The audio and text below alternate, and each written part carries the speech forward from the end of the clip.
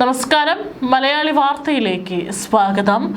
യുദ്ധം ആരംഭിച്ച് 17 ദിവസം പിന്നിടുമ്പോൾ കഴിഞ്ഞ ദിവസങ്ങളിൽ ഏറ്റവും കൂടുതൽ ഇറാൻ മാധ്യമങ്ങൾ ആഘോഷിച്ച വാർത്ത, അല്ലെങ്കിൽ സോഷ്യൽ മീഡിയ ആഘോഷിച്ച വാർത്ത, ഇസ്രായേൽ പ്രധാനമന്ത്രി ബെഞ്ചമിൻ നെതന്യാഹു മരണപ്പെട്ടു എന്നുള്ളതാണ്.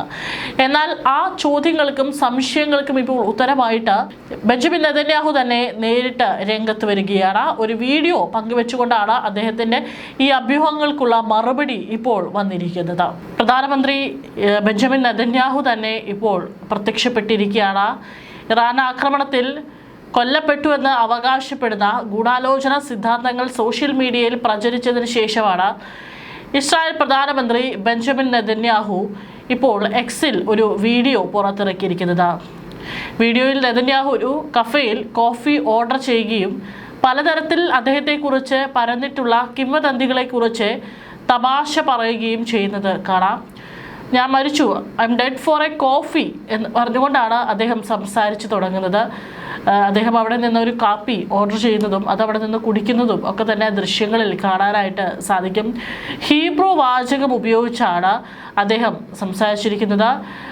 അത് മലയാളത്തിലേക്ക് ട്രാൻസ്ലേറ്റ് ചെയ്യുമ്പോൾ പറഞ്ഞിരിക്കുന്നത് പ്രകാരമാണ്: മരണം വരെ എന്തിനെയെങ്കിലും സ്നേഹിക്കുക എന്നർത്ഥം.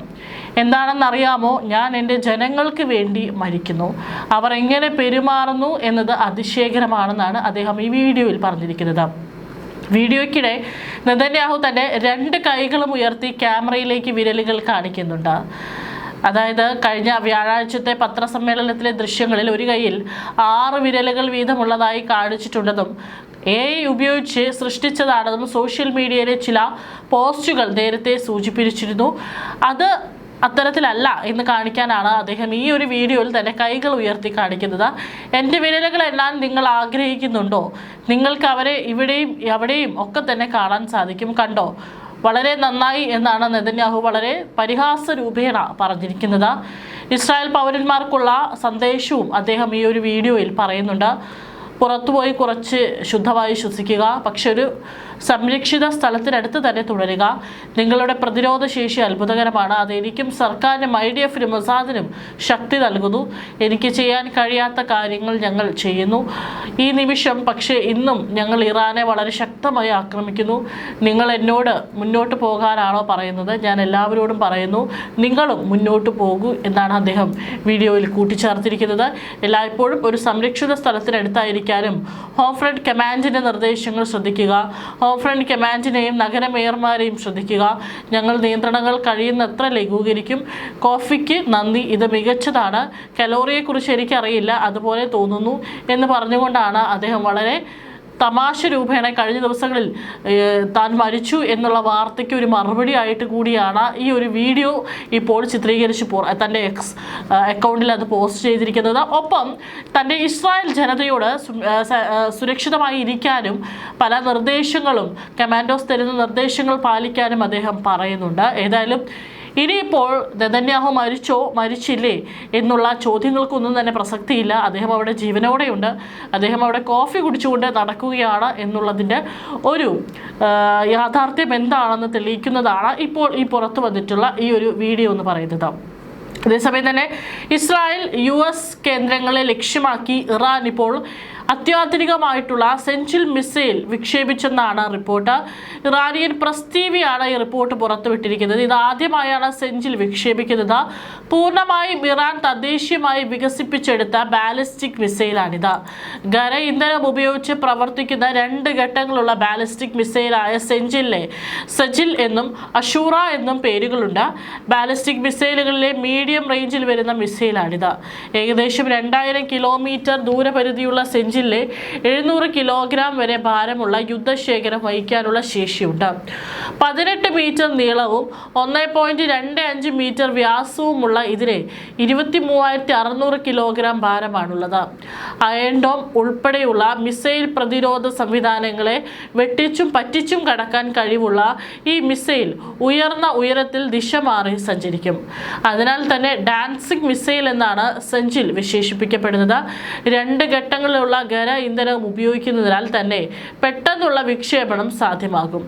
ഫെബ്രുവരി 28 ആരംഭിച്ച യുദ്ധത്തിന്റെ 16-ാം ദിവസമാണ് ഇറാൻ തങ്ങളുടെ അത്യാധുനിക പോർ മുനകളായ സെഞ്ചിൽ ഉൾപ്പെടെ പുറത്തെടുത്തിരിക്കുന്നത്. നിലവിലെ സാഹചര്യത്തിൽ ഇറാന് വലിയ സൈനിക മേൽക്കൈ നേടാൻ ഇത് കാരണമാകുമെന്നാണ് വിദഗ്ധ വിലയിരുത്തൽ. അതേസമയം യുദ്ധം അവസാനിപ്പിക്കാൻ അമേരിക്കയുമായി ചർച്ചയ്ക്കോ കരാറിനോ ഇല്ലെന്ന നിലപാടിൽ ഉറച്ച് ഇറാൻ അമേരിക്കയുമായി ചർച്ച നടക്കുന്നതിനിടെയാണ് ആക്രമിച്ചതെന്നും വെടിനിർത്തലായി ഇറാൻ ആവശ്യപ്പെടില്ലെന്നും വിദേശകാര്യമന്ത്രി അബ്ബാസ് അറാഗ്ചി വ്യക്തമാക്കി. വെടിനിർത്തലായി ഇറാൻ ആഗ്രഹിക്കുന്നെന്നും എന്നാൽ അമേരിക്ക അതിന് തയ്യാറല്ലെന്നും ഡൊണാൾഡ് ട്രംപ് പ്രഖ്യാപിച്ചിരുന്നു. ഇതിന് മറുപടിയായാണ് ചർച്ചയ്ക്ക് ഇറാൻ ആഗ്രഹിച്ചിട്ടില്ലെന്നും വിദേശകാര്യമന്ത്രി വ്യക്തമാക്കിയത്. ദുബായ് രാജ്യാന്തര വിമാനത്താവളത്തിന് സമീപം ഡ്രോൺ ആക്രമണം സംഭവിച്ചിട്ടുണ്ട്. വിമാനത്താവള പരിസരത്തെ ഒരു ഇന്ധന ടാങ്കിന് തീപിടിച്ചു. ദുബായ് വിമാനത്താവളത്തിന്റെ പ്രവർത്തനം താൽക്കാലികമായി നിർത്തി. തീയണയ്ക്കാനുള്ള ഊർജിത ശ്രമങ്ങളിലാണ് ദുബായ് സിവിൽ ഡിഫൻസ്. സംഭവത്തിൽ ഇതുവരെ ആളപായമോ പരിക്കുകളോ റിപ്പോർട്ട് ചെയ്തിട്ടില്ല. സുരക്ഷ ഉറപ്പാക്കാനുള്ള എല്ലാ നടപടികളും സ്വീകരിച്ചതായും അധികൃതർ പറഞ്ഞു. പശ്ചിമേഷ്യൻ സംഘർഷത്തിനിടെ മറ്റൊരു കപ്പൽ കൂടി മേഖലയിൽ നിന്ന് ഇന്ത്യയിലേക്ക് പുറപ്പെട്ടു. ശനിയാഴ്ച ഇറാൻ ആക്രമിച്ച UAE ഫുജൈറ എണ്ണ സംഭരണശാലയിൽ നിന്ന് ഇന്ത്യൻ കപ്പൽ ജഗ് ലാഡ്കിയാണ് എണ്ണ നിറച്ച ശേഷം പുറപ്പെട്ടത്. 80,800 ടൺ മർബൻ ക്രൂഡ് ഓയിലാണ് കപ്പലിലുള്ളത്. എണ്ണ നിറയ്ക്കുമ്പോഴായിരുന്നു ഫുജൈറയിൽ ഇറാന്റെ ഡ്രോൺ ആക്രമണം. കപ്പലിലെ ജീവനക്കാരെല്ലാം സുരക്ഷിതരാണ്.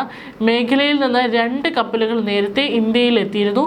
പശ്ചിമേഷ്യയെ ഭീതിയുടെ മുൾമുനയിൽ നിർത്തിക്കൊണ്ട് US-മായി ചേർന്ന് ഇസ്രായേൽ നടത്തിയ ആക്രമണത്തിന് പിന്നാലെയുണ്ടായ യുദ്ധത്തിൽ ഇറാൻ വൻ തകർച്ച നേരിടുകയാണെന്നും US പ്രസിഡന്റ് ഡൊണാൾഡ് ട്രംപ് പറഞ്ഞു.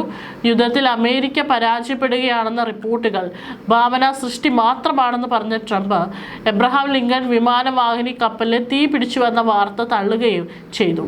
എൻ്റെ കണക്കുകൂട്ടലുകൾ പോലെ തന്നെ കാര്യങ്ങൾ സംഭവിക്കുകയാണ്. ഇറാൻ തകർച്ചയുടെ വക്കിലാണുള്ളത്. അല്പനേരം കൂടി അവർക്ക് പിടിച്ചു നിൽക്കാനായേക്കും. എങ്കിലും അധികകാലം നീളുമെന്ന് തോന്നുന്നില്ല. അവരുടെ വ്യോമാക്രമണവും പ്രതിരോധ സംവിധാനവും ഇതിനോടകം ഞങ്ങൾ മറികടന്നിട്ടുണ്ട്. നിലവിൽ അവർക്ക് വ്യോമ പ്രതിരോധത്തിന് സംവിധാനങ്ങളൊന്നുമില്ല. അവരുടെ പരമോന്നത നേതാവിനെ വകവരുത്താനും സുപ്രധാനമെന്ന് അവർ കരുതിയിരുന്ന ഗാർഗ് ദ്വീപിലും ബോംബാക്രമണം നടത്താനും ഞങ്ങൾക്ക് സാധിച്ചു. അവർക്ക് ഞങ്ങളുമായി മധ്യസ്ഥ ചർച്ച നടത്തണമെന്നുണ്ടായിരുന്നു. പക്ഷെ ചർച്ചകൾ നടത്താൻ അവർ തയ്യാറായിട്ടില്ലെന്നാണ് താൻ കരുതുന്നത്. വരട്ടെ, അല്പം സമയമെടുത്തിട്ടാണെങ്കിലും അവരതിന് തയ്യാറാവാതിരിക്കില്ല എന്നാണ് ട്രംപ് പറഞ്ഞിരിക്കുന്നത്. ഇറാൻ ഉപരോധം ഏർപ്പെടുത്തിയ സുപ്രധാന സമുദ്രപാതയായ ഹോർമുസ് കടലിടുക്കിൽ കപ്പലുകൾക്ക് സുരക്ഷിത പാതയൊരുക്കാനുള്ള ട്രംപിന്റെ നീക്കങ്ങൾ വീണ്ടും വിഫലമായി. സുരക്ഷിത പാത ഒരുക്കുന്നതിനായി സഹായിക്കണമെന്ന ട്രംപിന്റെ സഹായം വൻ ശക്തി രാജ്യങ്ങൾ നിരസിച്ചതായാണ് വിവരം. ഹോർമുസ് കടലിടുക്കിൽ സുരക്ഷിത പാത ഒരുക്കുന്നതിനായി പല രാഷ്ട്രങ്ങളുമായി സംസാരിച്ചു കൊണ്ടിരിക്കുകയാണ് ഞങ്ങൾ. അല്പം പോലും എണ്ണ കിട്ടാത്ത സാഹചര്യമാണ് നിലവിലുള്ളത്. എല്ലാവരുടെയും അവസ്ഥ അങ്ങനെയാണെന്നാണ് മനസ്സിലാക്കുന്നത്.